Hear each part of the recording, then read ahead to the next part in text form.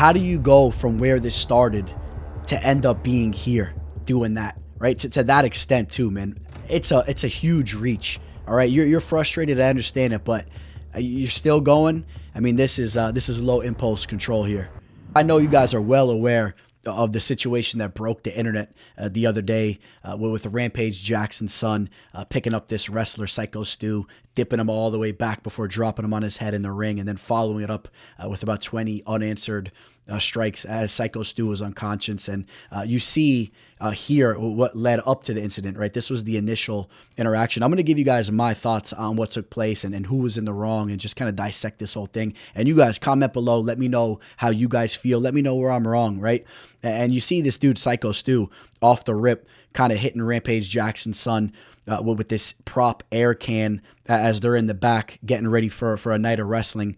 And just to put things into consideration, this dude, Syko Stu, doesn't know Raja Jackson. So he's definitely in the wrong, right? When you don't know somebody, even if you're doing something in a joking manner. Now, Syko Stu had stated that he thought that Jackson was a fellow wrestler. He's walking in the back, hanging out with them. He has the camera over his shoulder. So he kind of thought that he was a fellow wrestler.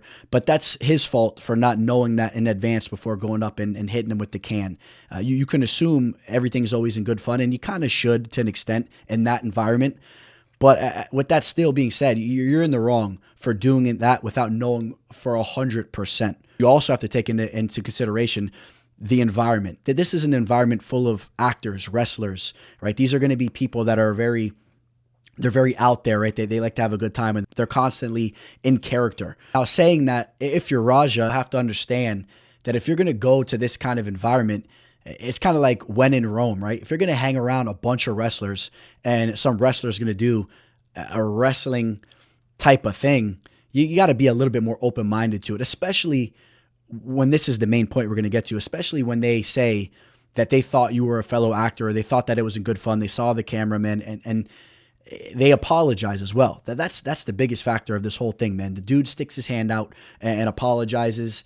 He even verbalizes that he's sorry, that he thought he was a fellow actor. Now, I'm not saying that Raja had to accept it. I would hope that you would. I mean, if you're going to be that much of a hard ass where you can't really accept someone's apology in that light, I mean, you go around living your life like that. But he didn't have to.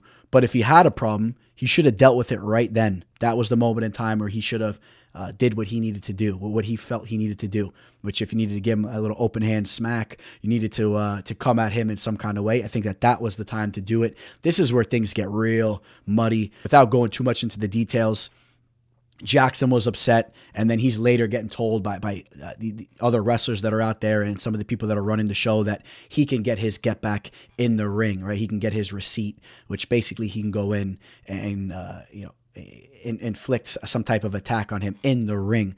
But wouldn't you think with common sense that it would only be to a certain level, right? To a certain degree. That doesn't mean you can go in there and you could basically try to take him off planet Earth, if you know what I'm saying. I mean, how do you go to that level? It makes zero sense, man. Zero sense.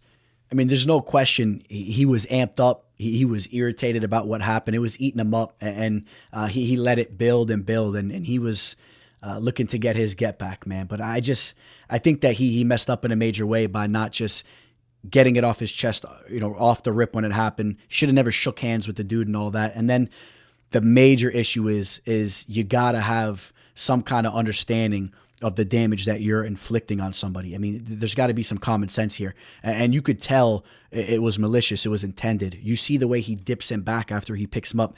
He obviously has some wrestling abilities. He knew what he was doing. Okay, he was trying to get full force on that slam, and then you're looking at the dude, he's unconscious, and you're just continuing to wail on him. All right, that's where you absolutely lose me. Okay, even if it gave him one follow-up shot and then you jumped up off of him and they held you back or whatever, but to continue to follow up with the barrage that he did, for me, that's when it goes over to criminal charges. I just think that there has to be some kind of accountability, right? If he would have just slammed him on his head, like I said, give him one follow-up shot, even then I would have been like, this whole thing it's so muddy with them telling him that he can go in there and all that. Maybe he gets away with doing that, or there shouldn't really be too much of a press. The major issue is when you're looking at somebody that's unconscious and you're just continuously cracking them in the face. I mean, that's an issue, man. There has to be some kind of accountability, and I think that this was I don't know the exact term, maybe some kind of assault. I'm not saying attempted murder or something like that. I mean, this is like some type of battery assault. I think that there should be some charges like that. You guys comment below. Let me know if you agree or disagree. I know we're going to get a lot of people on both sides of the fence here, because I've seen it on Instagram. Some people even get offended that you call Raja out on his actions here. Just imagine if this was one of your family members or someone that you cared about, even if they were in the wrong. Was this response warranted? I think that's where you got to go with it, okay? Was the response warranted to that degree? And I think if you're being honest with yourselves, you're not really going to believe that it was.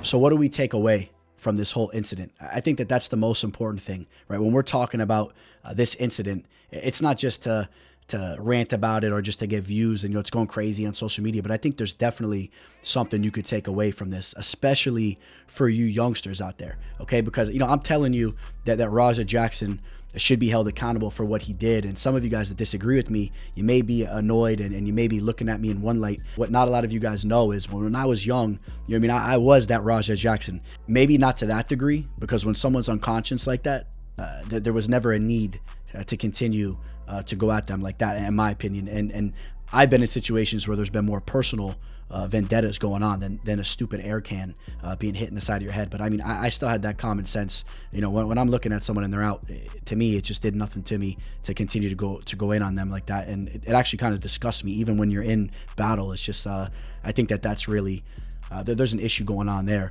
But, multiple times I've kind of been in that situation. I've done things that have put me in jeopardy with the law, trying to get back at somebody that I felt disrespected me. I've had multiple incidences. I had one incident that was very similar. It was eerily similar to that, where I'm hanging around at a party up in college. I'm the new dude in town, and someone's trying to have fun. They got this blow dart gun. They're pointing it around at the party, and next thing you know, someone's shooting it, and this thing was sharp. It hits me in the leg, misses my private by a couple inches, and it's meant to be an all good fun as I pull it out of my leg and I see blood coming through my jeans, and then dude's apologizing to me, saying sorry, and from there, that night, I did a one-on-one type of fight. But even from then, I did bump into that kid again a couple weeks later, and I did something that was definitely crossing the line, and it put me in a big issue. Okay, it did. As I was shooting pool, next thing you know, dude's over there, and he was still a little fresh about the situation after we fought and all that. And I'm shooting pool, and next thing you know, I flip over a pool cue and crack this dude over the head as he's looking at my brother, kind of being disrespectful.